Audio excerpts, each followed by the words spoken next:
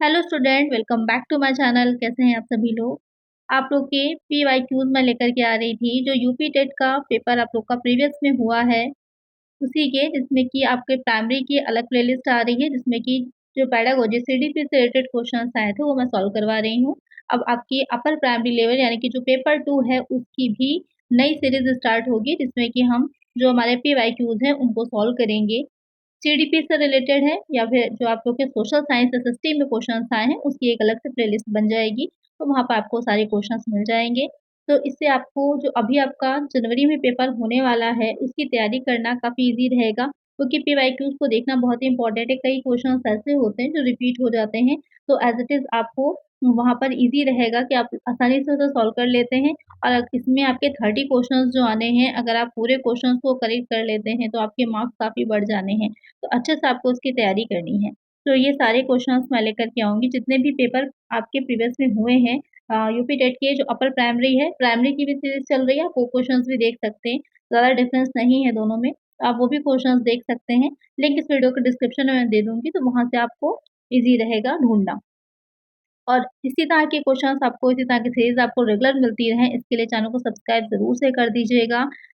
Channel का name आपका PYQ zone है, इसको आप ज़रूर से सब्सक्राइब कर लीजिएगा, जिससे कि आपको वीडियोज़ मिलती रहें, और बेल आइकन को प्रेस करिएगा तो नोटिफ़िकेशन आपको मिल जाएगी। और वीडियो को लाइक करना ना भूलिएगा। चलिए शुरू करते हैं और फर्स्ट क्वेश्चन लेते हैं।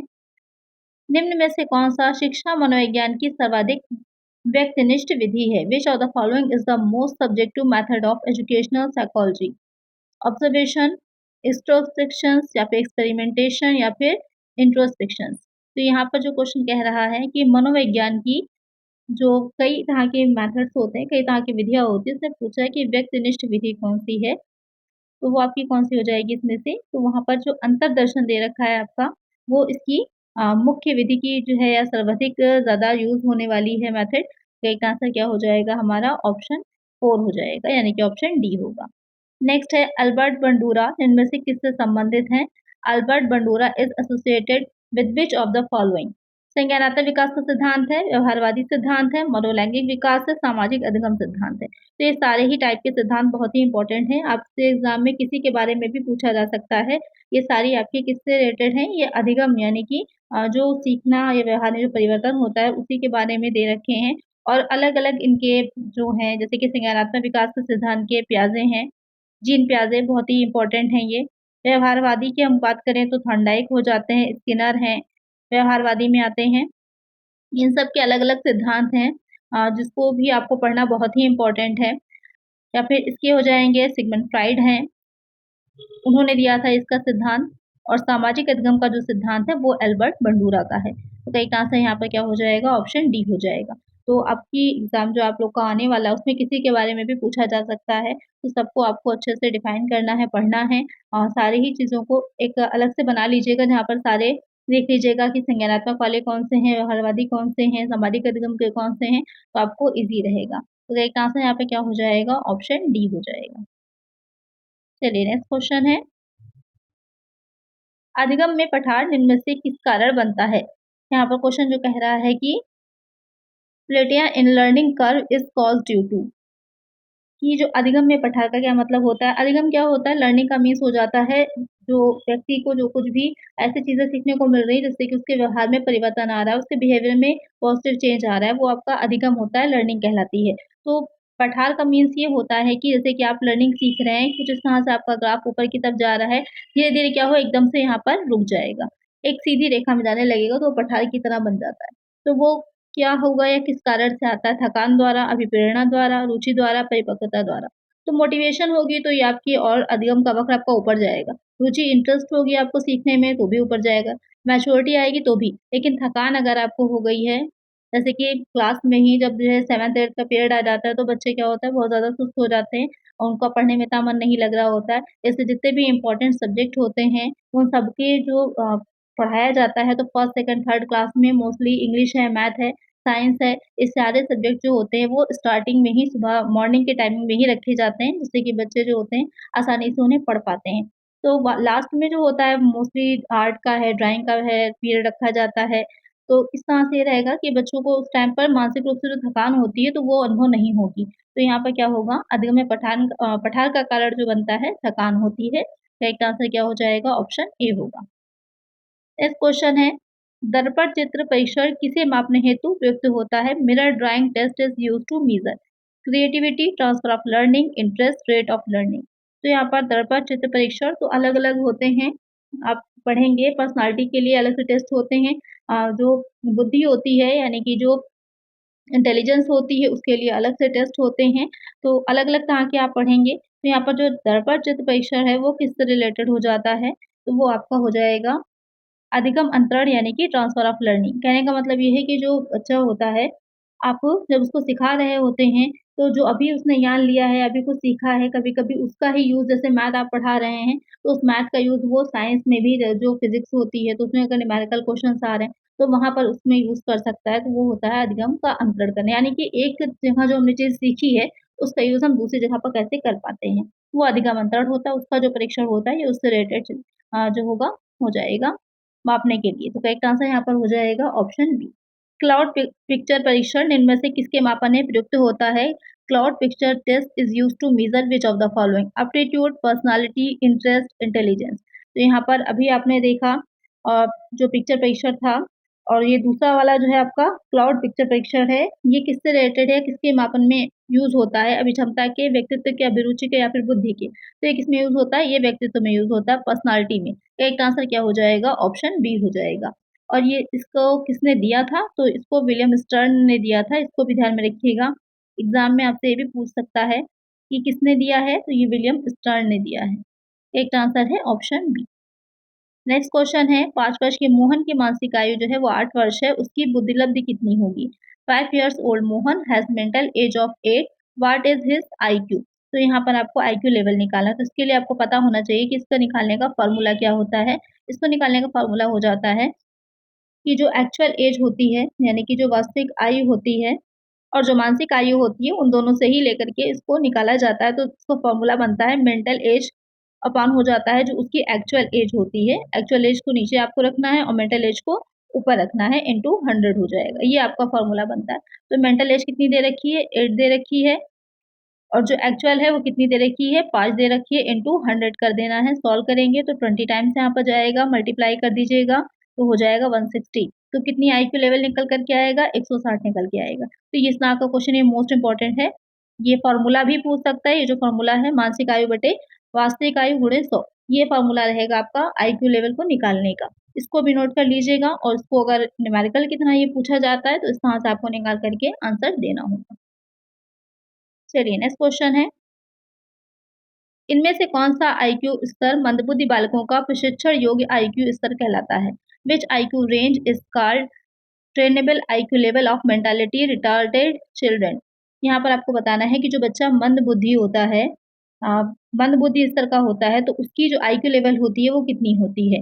36 से 49, 50 से 69, 35 से नीचे और या फिर 70 से 79। तो यहाँ पर जो मंदबुद्धि बालक होता है, उसकी जो आईक्यू लेवल होगी वो 36 से 49 होती है। एक आंसर है ऑप्शन ए। तो इसका पूरा एक चार्ट होता है, वहाँ से आपको याद करना है। तो इसका एक अलग से छोटी-सी वीडियो मैं बनाऊँगी। जितने भी सिद्धांत है, प्रिंसिपल्स आपके सारे, वहाँ पर बहुत ही शॉर्ट में आप लोग को ये सारी चीज़ें सीखने को मिलेंगी। तो करेक्ट आंसर है ऑप्शन ए, लेकिन उसके लिए चैनल को सब्सक्राइब ज़रूर से कर दीजिएगा और वीडियो को लाइक भी करिएगा। ज़्यादा से ज़्यादा फ्रेंड्स के साथ वीडियो को शेयर कर दीजिएगा। चलिए नेक्स्ट क्वेश्चन लेते हैं। रोशा इंक ब्लास्ट टेस्ट का प्रयोग निम्न में किसके मापन हेतु किया जाता है? Rorschach's ink blot test is used to measure which of the following? रुचि, बुद्धि, अभिक्षमता, व्यक्तित्व। तो यहाँ पर तीसरा आप देख रहे होंगे जो परीक्षण के बारे में या प्रयोग के बारे में पूछा गया है कि किसका है ये, किससे रिलेटेड है बेसिकली, तो ये भी क्या होता है, ये पर्सनैलिटी टेस्ट होता है। एक आंसर क्या हो जाएगा? ऑप्शन डी होगा। यानी कि ये भी व्यक्तित्व को मापने का कि किस तरह का व्यक्तित्व है, उसका एक परीक्षण होगा। एक आंसर है ऑप्शन डी। नेक्स्ट है, यह विस्मृति का कारण नहीं है। It is not the cause of forgetting. Mental conflict है, डिज़ायर टू रिमेंबर है, डिफेक्टिव मेथड ऑफ रिमेंबरिंग है, अंडर लर्निंग है।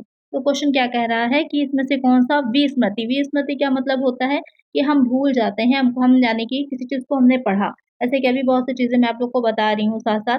अब आपने इसको समझा, उसके बाद क्या हुआ जब अ, आपने इसको समझा, याद कर लिया, लेकिन जब दोबारा से एग्ज़ाम के टाइम पर आप याद कर जो है आपको उसको दोबारा से रिमेंबर करने की कोशिश करते हैं कि आपने कहीं पर पढ़ा था और उस टाइम आपको वो चीज़ याद ही नहीं आती है, तो वो विस्मृति कहलाती है, फॉरगेटिंग कहलाती है। तो अब कह रहा है कि क्या उसका कारण नहीं होता है, तो यहाँ पर क्या कारण उसका नहीं होगा? स्मरण करने की इच्छा जो होती है, यानी कि आप सीखना, आप याद करना चाह रहे हैं, डिज़ायर टू रिमेंबर, तो ये कारण नहीं है और ये तो पॉज़िटिव बात हो जाती है। मानसिक द्वंद, आप किसी जो है दिमागी सोच में या उलझन में हैं, तो आपको याद नहीं आएगा, सही बात है। आपने अगर बहुत दोष-पोते, यानी कि यहाँ पर जो बताया मैंने, आपने उसको जो है याद तो रख लिया, लेकिन उसको कहीं पर लिखा नहीं। जब लिखा नहीं तो आप एग्ज़ाम के टाइम पर इसको रिवीज़न नहीं कर पाएँगे, रिवीज़न नहीं करेंगे तो आपको याद नहीं रहेगा। इस वज़ह से क्या होता है कि हमें चीज़ें भूल जाती हैं, कहीं पर पढ़ी हुई चीज़ों को अलग से कॉपी बनाया करिए, नोट्स बनाया करिए, वहाँ पर लिख लिया करिए। सीखने में कमी है, फिर भी ये भी चीज़ उसी से रिलेटेड आ जाती है, तो करेक्ट आंसर क्या हो जाएगा? ऑप्शन बी होगा। नेक्स्ट क्वेश्चन है, वह विज्ञान जो संख्यात्मक पद्धति को एकत्र करने, विभाजित करने, प्रस्तुत करने, तुलना करने और व्याख्या करने की विधि से संबंधित है, कहलाता है। The science which deals with the method of collecting, classifying, presenting, comparing and interpreting numerical data is called geometry, mathematics, probability, statistics. यहाँ पर क्वेश्चन क्या कह रहा है कि वो कौन-सी साइंस है जिसमें कि हम जो नंबर्स होते हैं उनको क्या करते हैं, कलेक्ट करते हैं, उनको जो है क्लासिफ़ाई करते हैं, प्रेज़ेंट करते हैं, प्रस्तुत कर रहे हैं, उन्हें कंपेयर करते हैं और उनकी क्या करते हैं, व्याख्या कर पाते हैं। तो उससे संबंधित होती है तो वो क्या कहलाती है, तो वो सिंपल सी बात है, वो आपकी सांख्यिकी कहलाती है, स्टैटिस्टिक्स कहलाती है। राइट आंसर हो जाएगा ऑप्शन डी। निम्न में से कौन शेष से भिन्न है? Find the odd one out, यानी कि कोई एक अलग होगा, बाकी 3 एक जैसे हैं। यहाँ पर कई तरह के आपके परीक्षा टाइप में दे रखे हैं, रेवेन्स टेस्ट है, 16 पीएफ है, ड्रा मैन टेस्ट है या फिर टैट है। तो यहाँ पर जो आपका रेवेन्स टेस्ट है ये अलग हो जाएगा, ये और बाकी जो तीनों ये दे रखे हैं आपके, ड्रा मेन टेस्ट, टैट है, ये आपके किससे रिलेटेड है? ये आपके व्यक्तित्व, पर्सनैलिटी से ही रिलेटेड है, ये वाला आपका अलग हो जाएगा। करेक्ट आंसर क्या हो जाएगा? ऑप्शन ए है। ये परीक्षण किससे रिलेटेड है? इसका आंसर आप लोग मुझे कमेंट करिए। अगर आपको पता है, नहीं पता है तो सर्च करिए, उसके बाद फिर कमेंट करिए। तो बहुत सी चीज़ें ऐसी होती हैं जो हम लोग को नहीं पता होती, लेकिन जब उसके बारे में हम सर्च करते हैं तो काफ़ी और चीज़ें भी हमको पता चलती हैं। तो इसका आंसर जल्दी से मुझे बताइएगा, जो इसका सेकंड पार्ट आएगा वहाँ पर मैं आप लोग को बताऊँगी ये परीक्षण आपका किससे रिलेटेड है। और जो भी स्टूडेंट इसका सही आंसर देंगे उन सबके नाम भी मैं ज़रूर से मेंशन करूँगी कि क्या आप लोगों ने सही-सही आंसर्स के दिए हैं, किन-किसने दिए हैं। चलिए नेक्स्ट क्वेश्चन है, यहाँ पर आपके कुछ नंबर्स दे रखे हैं, आपसे कहा है कि मध्यांक यानी कि मीडियन निकालना है आपको। तो बहुत ही ईज़ी सा है, मीडियन निकालने का फ़ॉर्मूला क्या होता है, सबसे पहले यहाँ पर आपको करना होता है आरोही क्रम में, असेंडिंग ऑर्डर में। तो यहाँ पर ऑलरेडी आप देख रहे हैं कि असेंडिंग असेंडिंग क्या होता है? बढ़ते हुए क्रम में, छोटे से बड़े की तरफ। तो ऑलरेडी यहाँ पर असेंडिंग ऑर्डर में दे रखा है, तो आपको यहाँ पर कुछ करना ही नहीं है। सिलसिले में अपना फ़ॉर्मूला लगाना है। मध्यांक को क्या कहते हैं? इसको m से लिखते हैं।